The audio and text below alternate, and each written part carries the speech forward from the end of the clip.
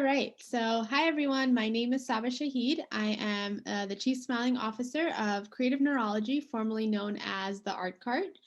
And we are talking today to Marie, who is a current student in our Let's Combat Micrographia workshops. She's actually just completing the series, and we're using this opportunity to help share her experience with other folks that are out there that may be interested in participating in this course.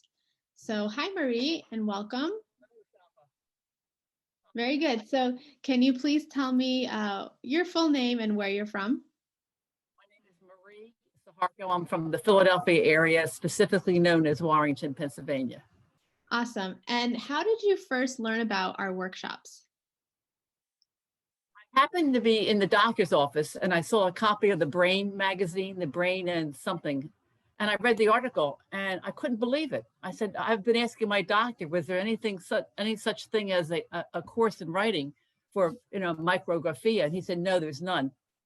And then I saw the article in the magazine, and from there I went ahead and joined the crowd and That's took awesome. the course. And look at that. So it looked like all the stars were aligned for that doctor's visit. Very good. So prior to starting the course, what were you doing to help with your handwriting? It's amazing. I kept practicing my handwriting, practicing it every day, but it never got legible. Never got legible. Yeah, I was practicing my normal handwriting, and it never got bigger and it never got better. So that's what I was doing the wrong thing. Hey, but the great thing is that you were attempting to continue write, because many people with micrographia completely stop writing. So I think you were already at an advantage where you knew you wanted to write, and now you were just looking for the tools that you can obtain to improve that writing. Very good. So can you tell me just a little bit about how the course has helped you? Helped me significantly, because now I can write and people can read my handwriting. I can read my handwriting. It's amazing. When before I took the course, I was the only thing I did what was necessary in handwriting was writing checks and doing birthday cards and Christmas cards, and only with my first name. I never even wrote a note in there because it was too taxing to write correctly. And let me tell you, I avoided probably 5 checks per check that I would write, because it took me a while to get to the right handwriting. And the same thing with addressing birthday cards and Christmas cards. I start the envelope and it would not be very legible, and I would throw away the card and do another one. So I must have done that 5 times. That's amazing, right? If you think about it, that to some people, writing a card could be something so simple. But when you're dealing with micrographia, it is a task that could take a long time. And you just, expressed how sometimes it would take you five attempts at, making it right. So I guess after taking the course, have you tried writing a card again? I write very little. I'm still spending most of my time practicing. I want to fine tune the craft. And I would say I do probably 25% more writing than I've done before. Look at that. Very nice. And can you share any other, experiences of how the course has helped you? Well, there's a lot of disciplines in the course that you need to follow to make sure that your handwriting is what you want it to be, legible. And one of the disciplines is stretching, right? Stretching your hands and your fingers prior to writing. And I found out that stretching had many other benefits. For example, I noticed that I can now open jars a lot better. It's not as hard. I have arthritis in my hands and my fingers, and the pain is gone. And when I play the piano, not that I'm a good piano player, but when I play, touching the keys seem to be a lot lighter. So it's amazing the side benefits that I've gotten from this. Right. And how did that feel when you, opened that jar and when you sat down to your piano? What did that feel like? I said, Eureka, I couldn't believe it. And I may have arthritis, but I don't have the pain. So stretching is critical. Right. And when you stretch before you write, it relaxes your muscles. It gives you the proper preparation. So I believe in the disciplines to follow in order to write correctly. Definitely. And you're a testament of all of those disciplines, because, as you've taken the course, you've learned how being able to relearn how to write doesn't just consist of picking up a pen or a pencil and writing. right? There's so many different topics that we talk about in the course, such as stretching and doing different hand exercises that build you to that point to be able to write again. And another thing too, writing correctly means putting your hand on the table, putting your forearm and your whole hand. I used to write like this.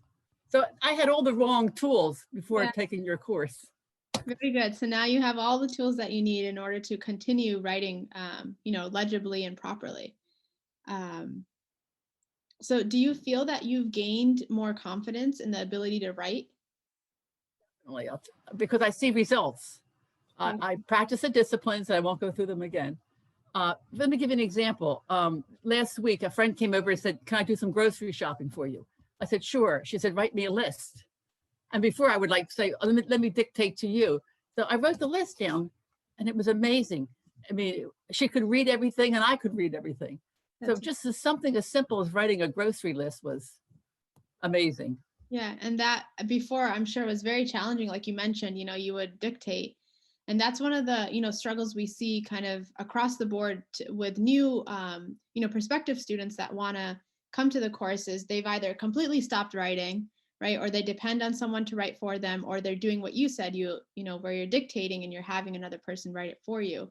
So that's amazing that, you're now able to, regain that control back, right? And you're able to write where it's not only legible for you, but it's legible for other people that are reading your writing as well. And what was that moment like when, you and your friend were looking at the grocery list? Wow, I did it silently. I didn't want to make a big deal. I wanted to make it look like I was normally doing this all the time. But it really felt good. And I said, if I can do this, imagine how much more I can do with practice. Exactly. And I'm sure you've noticed, and you talked about this a little bit, how discipline is so important, right? When you're trying to improve your handwriting. So could you talk a little bit about your routine? I wake up in the morning. For Parkinson's, I typically do a typical big exercise, but I've incorporated now the stretching of my fingers and my hands, and I stretch them as much as I can. I'm even using putty where I squeeze that to strengthen my hands. Very good. And like you said, you see the differences when you do take that extra minute to 2 minutes, to sit down and really prepare yourself, right? Both mentally and physically. Plus, I'm learning not to rush my handwriting. I tend to want to rush it. And if I concentrate on each letter, it's a lot more legible than not. So absolutely. And those are all the things that, we talk about in the course as well, is when you take your time, you're patient with yourself, right? And when we focus on every single letter, we tend to write that much better. I mean, you teach some of the most basic, simple things, and yet nobody knew about it until you uncovered it.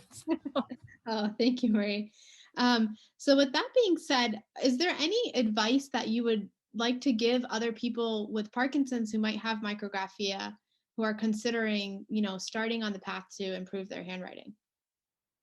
There are 3 things that I wrote down. Okay. Take the introductory course. You have a chance to see before and after handwriting, and it's transformational. It's motivational enough to want to take the whole program of 5 workshops. I say practice big every day. We exercise big. We got to think big and write big. And I say find the best time of the day to practice, because when you're off, that's not the time you want to practice. Exactly. So those are 3 big things I would mention. Very, very good. Yeah, you made a great point, and this is a topic that we discussed very early on, is when you start writing, you really want to tune into when your symptoms are at their best, right? And what I mean at their best is when you're in those on periods. So 30 to 45 minutes after taking your medication, sit down, grab a piece of paper, and then get into your whole routine of writing. So that makes a big difference when you're working, with your symptoms versus if you are in an off period, the chances of you writing legibly will be much harder. I think it's something you just said. You said take a piece of paper and writing.